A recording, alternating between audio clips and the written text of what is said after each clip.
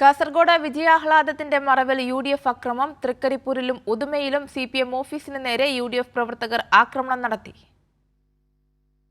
Trikaripur തങ്കയത്ത് UDF പ്രവർത്തകർ വിജയാഹ്ലാദ പ്രകടനത്തിന്റെ മറവിലാണ് CPIM ഓഫീസിന് നേരെ ആക്രമണം നടത്തിയത്.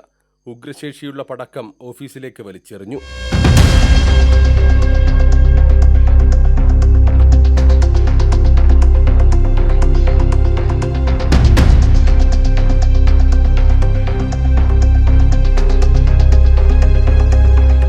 ഓഫീസിൽ അതിക്രമിച്ചു കയറി ഫർണിച്ചറുകൾ തല്ലിത്തകർത്ത് തീയിട്ടു.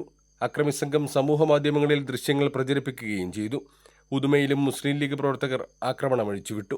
CPIM ഉദുമ ഏരിയ കമ്മിറ്റി ഓഫീസായ ചട്ടഞ്ചാലിലെ കൃഷ്ണപിള്ള മന്ദിരത്തിന് നേരെ പടക്കം വലിച്ചെറിഞ്ഞ ഭീകരാന്തരീക്ഷം സൃഷ്ടിച്ചു.